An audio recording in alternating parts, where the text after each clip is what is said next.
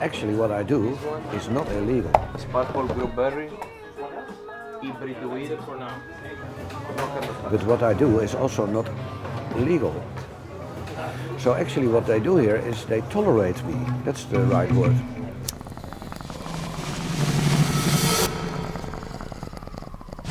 People do get excited at first when they come to Amsterdam and they can smoke their joint and have their drink. People using cannabis are using less alcohol. The Netherlands fulfills many characteristics of a narco state. And this has been going on for more than 40 years now. Bam! It opens doors in your brain. But what if cannabis was more than just simply decriminalized?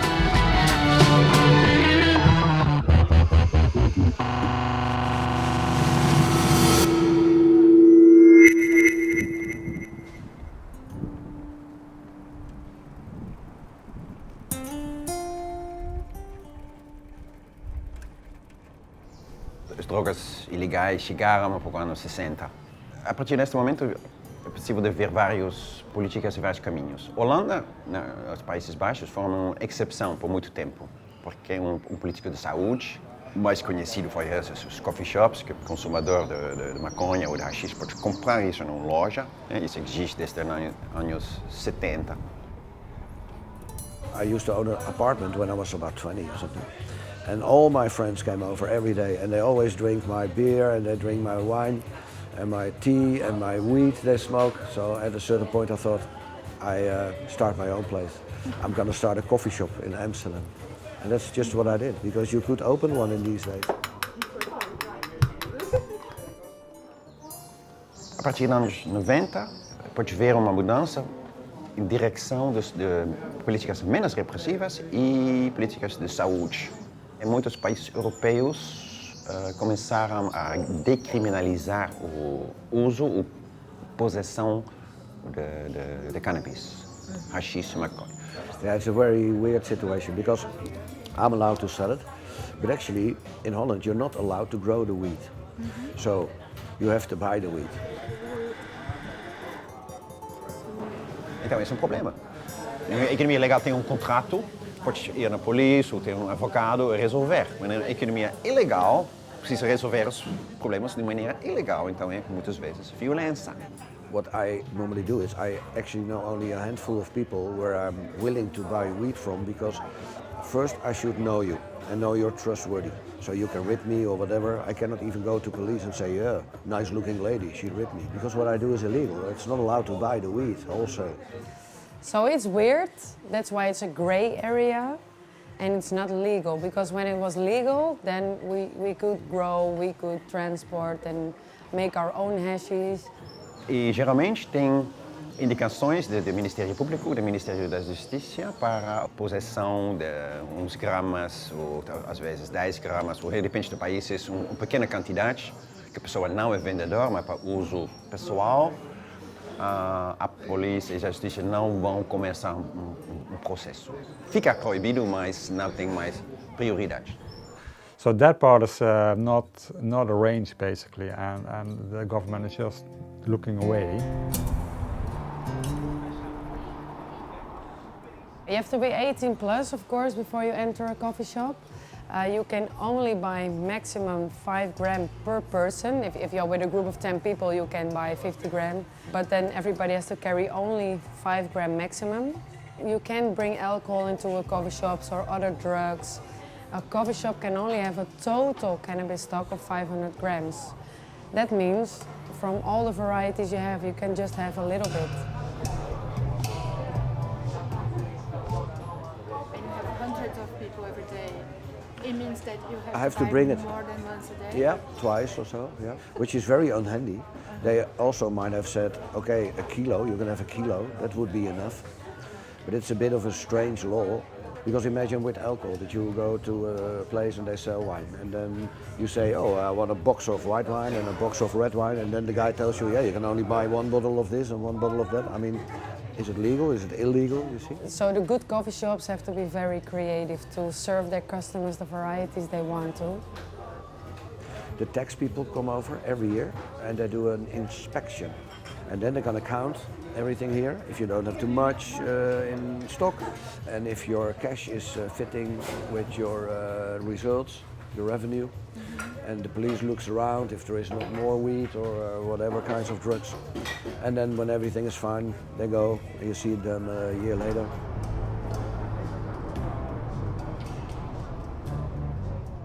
We are used to this system for over 40 years. So for us, yeah, it's quite normal, but yeah, I can imagine for tourists that it's weird to understand. Às vezes eu chamo a Holanda laboratório social, porque aqui podes ver o que acontece. I just arrived in Amsterdam for 2 weeks and I'm looking for a job in Amsterdam. Why do you want to move to Amsterdam? Why don't you want to stay in France? Because in France, cannabis is illegal.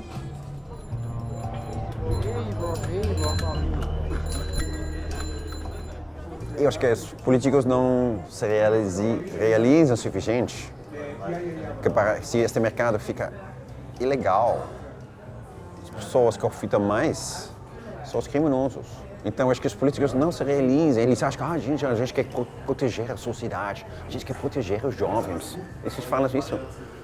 Ué, sim, mas você está estimulando, você está facilitando o crime organizado, os mercados ilegais. Somewhere between 15 and 20% of people would actually, at some point in time, use cannabis. I mean, it's quite a big chunk of your population, right? At least at that age. So you can prevent it, but it's not going to happen. And they're going to do it anyway. So just make sure that they're going to use it in a safe as possible way, I would say. Agora eles vão fazer uma experiência de umas cidades, os coffee shops, eles vão ter uma produção legal. E eles vão ver, depois de uns anos, como vão funcionar. This year they will give the licenses, then the people should have their facilities and start up. So when you have it then in the coffee shop, it can take a while. If they have to build a whole facility, that takes a lot of time.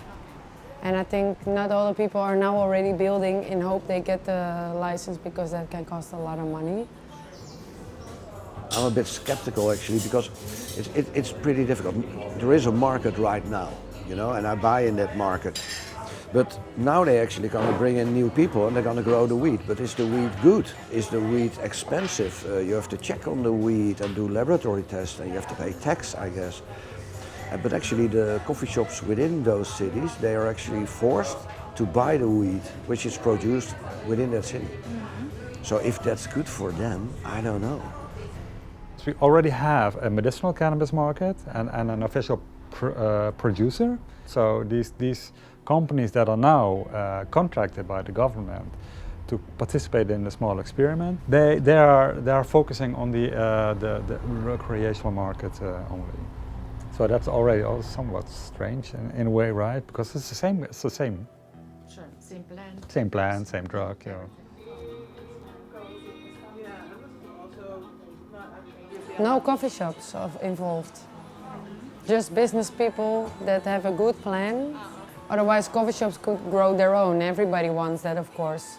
But even with this, they should give more licenses because if person number A is growing amnesia haze, yeah, then you can't only sell amnesia haze in your shop. You need the varieties. So there need to be more specific growers with different types. I use indica cannabis and hash sometimes.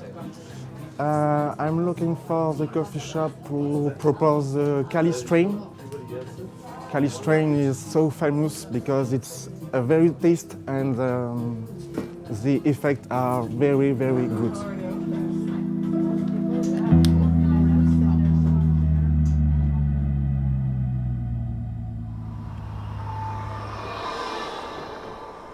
The weed which we sell here, it's actually only checked by me in first step because if I buy it, I have to decide, okay. And I can let one or two of my crew guys also taste some weed and say, what's your opinion on this? And if we all like it, okay, then I'm willing to buy it. Oficialmente é uma política de saúde, mas como podemos fazer uma política de saúde quando o produto é ilegal? A gente não sabe como é produzido. When making their calls and judgment, politicians, that should actually involve science. And quite often they don't do that. As pesquisas com psicodélicos e essa classe de substâncias, elas são importantes também para embasar as decisões legais sobre legalização, descriminalização, permissão de uso terapêutico. É claro, é essencial fazer pesquisa com isso para decidir qualquer coisa, tem que ter informação. We study these drugs in very controlled circumstances, where we invite either patient groups or healthy volunteers to come over to our laboratory and take the drugs, right? And then we would then measure some of the process that we particularly are interested in. So we can use neuropsychological tests, but we could also decide to look at brain processing, so that you could look at how drugs interfere with network activities in your brain, for example.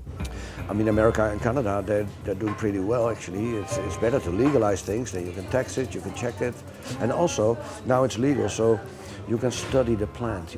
So you cannot have participants smoke a cannabis cigarette. This is for research. And they said, well, you have to think of something. And this was the solution. So basically, you sit in a chair, right? Like this, and you smoke your cigarette, and then the smoke would go up in here and then outside. Holanda é um país muito conservador também. A maioria nunca usou maconha, então tem uma forte resistência também de liberar mais. Principalmente no governo, agora atual tem um governo de 4 partidos. Um quer legalizar, outro não sabe, mas 2 outros não querem. Então tem sempre esta resistência um pouco para liberar totalmente. So it's kind of a self-fulfilling idea, basically, that for example, if you serve a very conservative party, then that's the point that you want to fight for, right? Independent of what science tells you. I see that a lot, also in the Netherlands. Right? Foi para mim até um choque quando eu conversava com as pessoas que têm poder de decisão, o quanto elas sabiam pouco, o quanto a opinião delas era senso comum. De modo geral, é por causa do preconceito, porque até os órgãos reguladores são formados por pessoas. E as pessoas têm preconceitos. Quando a gente pede permissão, a gente tem que primeiro divulgar o básico, meio que fazer o dever de casa para a pessoa, para ajudar ela a tomar decisão, porque senão é a mesma coisa que perguntar para uma tia minha se eu posso fazer uma pesquisa com uma droga.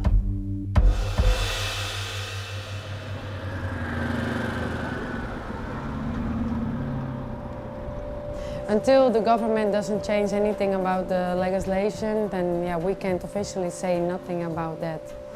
That's something you have to visualize for yourself by now. Maybe there are some owners that want to talk about it, but it's not that smart to do. Algumas pessoas pensam assim, não, mas se liberar todo mundo vai usar. Não, por que usar tudo? No supermercado tem muitos produtos, mas você não vai comprar tudo? Não, pessoas têm preferências. But I hope the first step will be, I think, that the coffee shops can buy legally. And it's first now only in selected areas in Holland that they have to buy in from these parties that will get the license to grow. And based on these results, they will decide what to do further. É bom que é legalizado, melhor que ilegal, mas eu acho que com substâncias, drogas, precisa ter uma política de saúde. So it will take at least, I think, 4 or 5 years. So I'm not sure where we are in 5 years.